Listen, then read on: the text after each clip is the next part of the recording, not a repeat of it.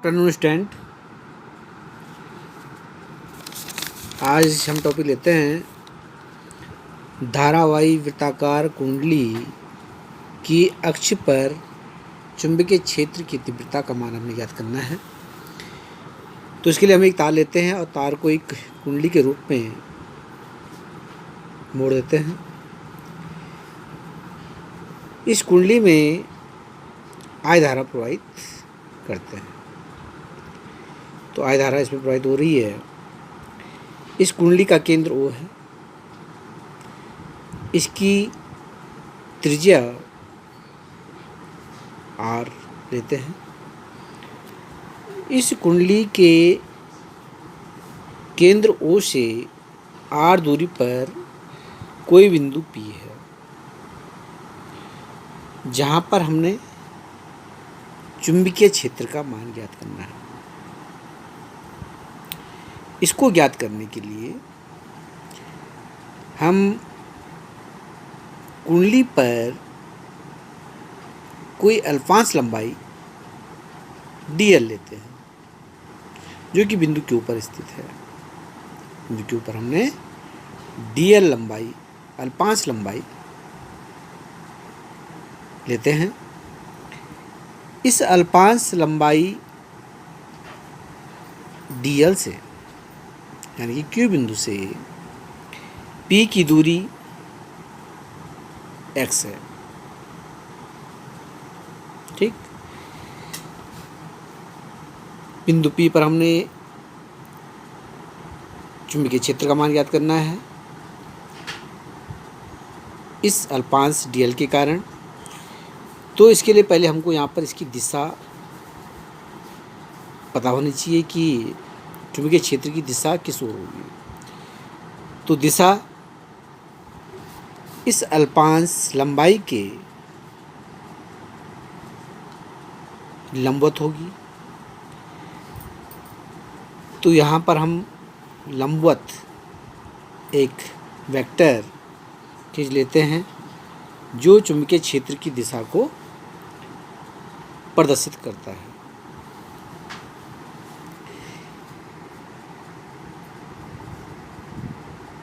एक चीज़ हमने यहाँ पे और देखनी है, QPO के बीच का जो कोण है फाई लेंगे। अब देखिए हमारे पास डेल्टा V दिशा भी निकल गई है। अब इस चुंबकीय क्षेत्र को हम घटकों में विभाजित करेंगे और इसका जो है परिमाण ज्ञात करेंगे। तो देखिए यहाँ पर ये हमने कक्षा 11 में पढ़ा था वेक्टर का वियोजन। तो उसी के अनुसार यहाँ पे हमने इसको जो है वियोजन करना है। तो इसको हम क्षैतिज घटक और लंबवत घटक में वियोजित कर देते हैं। क्षैतिज घटक इसको लेंगे क्योंकि जिस भुजा पर कोण बना होता है, ध्यान रखिए, जिस भुजा पर कोण बनता है वो भुजा हमारी क्षैतिज भुजा होती है और दूसरी भुजा लंबवत भुजा होती है। तो यहाँ पर क्षैतिज घटक डेल्टा V का क्षैतिज घटक क्या हो जाएगा, डेल्टा V cos थीटा, और इसका लंबवत घटक इस दिशा में डेल्टा V sin थीटा। ठीक है, इसी प्रकार से जिस प्रकार से हमने बिंदु Q लिया, हम Q के ठीक सामने Q' एक बिंदु लेते हैं। यहाँ पर भी हम एक अल्पांश लंबाई dl लेते हैं। इस Q' से P की दूरी x है, जिस प्रकार से इसकी x थी उसी प्रकार से इसकी भी x दूरी है। यहाँ पर Q' P O के बीच कोण बन रहा है, वो फाई बन रहा है, दोनों कोण बराबर हैं। बिंदु P पर जो चुंबकीय क्षेत्र की दिशा होगी dl के इस प्रकार से लंबवत होगी। इसको हम डेल्टा V' मान लेते हैं चुंबकीय क्षेत्र। उत्पन्न हो रहा है डी एल के कारण, क्यू डैश पर जो डी एल है उसके कारण जो चुंबकीय क्षेत्र उत्पन्न हो रहा है उसको डेल्टा वी डैश मान लेते हैं। इसको भी हमने क्षैतिज तथा लंबवत घटकों में वियोजित करना है, तो यहाँ पर एक कोण हमारा जो है फाई होगा। ठीक है, तो ये कोण हमारा फाई है। ठीक, कोण क्या है? फाई है। तो इसका जो क्षैतिज घटक है, जिस भुजा पर कोण बना होता है वो क्षैतिज घटक होता है, तो डेल्टा वी कॉस फाई, और इसका लंबवत घटक delta v dash sine phi.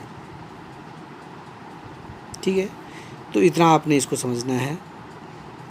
यहाँ पर हमने इसका जो आपको चुंबकीय क्षेत्र है उसकी दिशा ज्ञात करनी है, इसको हमने क्षैतिज घटक तथा लंबवत घटक में यूज़ करना है। फिर उसी प्रकार दूसरी तरफ हम पॉइंट लेंगे क्यू डैश, और यहाँ पर अल्पांश लेना है, और इसके कारण जो चुंबकीय क्षेत्र पी पर उत्पन्न हो रहा है डेल्टा वी डैश, उसका भी हम क्या करेंगे, क्षैतिज घटक तथा लंबवत घटक में इसको भी वियोजित करना है अपने। ठीक है ना। इतना करने के बाद हम इसको लिख लेते हैं। लिखना क्या आपने, माना वृत्ताकार धारावाही कुंडली का केंद्र O है जिसकी त्रिज्या R है। इसकी परिधि पर एक सूक्ष्म धारा खंड DL लेते हैं। कुंडली के केंद्र से अक्षीय स्थिति में, ये अक्षीय स्थिति होती है, अक्षीय स्थिति में कोई बिंदु P है जहाँ पर चुंबकीय क्षेत्र का मान ज्ञात करना है। माना धाराखंड DL के मध्य बिंदु Q से P की दूरी x है। Q से P की दूरी जो हमने ली है यहाँ पर वो x है, तथा O से P की दूरी, O से P की दूरी वो क्या है, स्मॉल r है। धारावाही वृत्ताकार कुंडली में I धारा प्रवाहित हो रही है।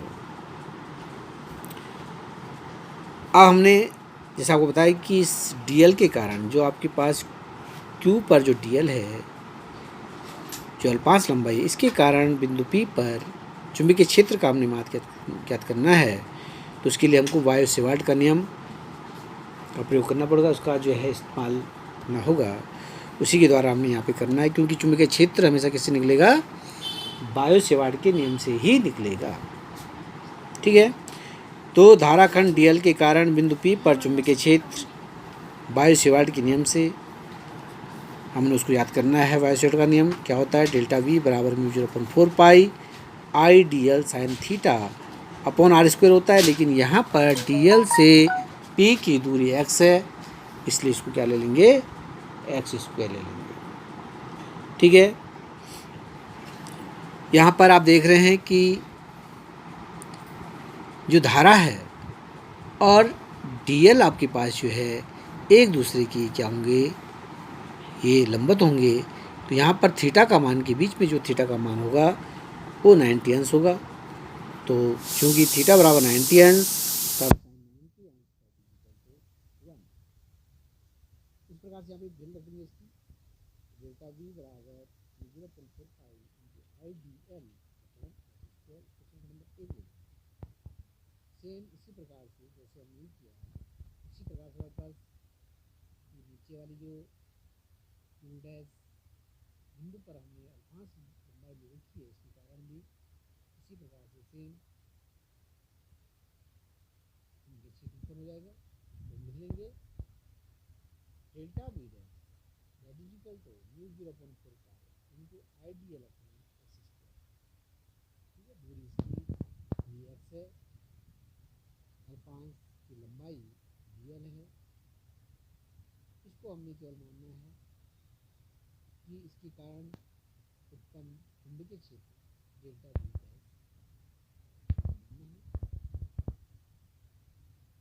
लेकिन यहाँ पर आपने ये भी ध्यान देना है कि डेल्टा V और डेल्टा V डैश इन दोनों का परिमाण मान है, डेल्टा V और डेल्टा V डैश का मान क्या होगा, परिमाण देखिए इसकी दूरी भी x है, जो बिंदु एक्स है बिंदु पी पर ही हम निकाल रहे हैं, इनके बीच का कोण फाई फाई है ना। तो यहाँ पर जो है दोनों का परिमाण हो जाएगा समान। अब देखिए दोनों का परिमाण समान हो गया है। यहाँ पर आपके पास क्षैतिज घटक में डेल्टा बी कॉस फाई है, यहाँ पर delta b dash cos phi है, क्योंकि डेल्टा बी और डेल्टा बी डैश समान हो गए हैं और यहाँ पर ये दोनों बिंदु पी पर कार्य कर रहे हैं। अब दोनों की दिशा यहाँ पर एक दूसरे के विपरीत है, तो ये एक दूसरे को निरस्त करेंगे, इनका परिणाम जो होगा शून्य होगा। जबकि जो लंबवत दिशा में घटक हैं delta b sine phi, delta b dash sine phi, ये आपस में जुड़ जाएंगे।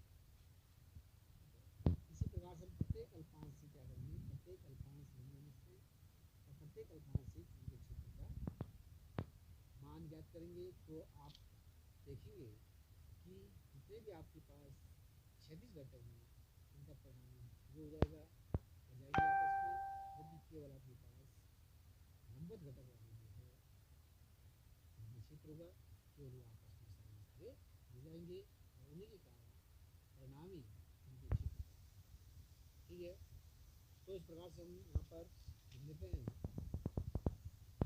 डेल्टा बी डैश तथा डेल्टा बी के परिमाण बराबर हैं, जबकि बिंदु पी पर उनकी दिशाएं भिन्न हैं, क्योंकि डेल्टा बी कॉस फाई तथा delta b dash cos phi परिमाण में बराबर विपरीत है, अतः यह एक दूसरे के द्वारा निरस्त हो जाएंगे और इनका परिणामी शून्य हो जाएगा।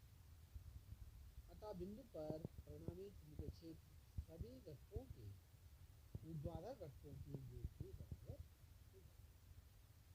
ठीक है, जितने भी हमने यहाँ पर अल्पांश लिए हैं सबका केवल जो है ऊर्ध्वाधर घटक में यहाँ पर परिणामी विद्युत को देगा।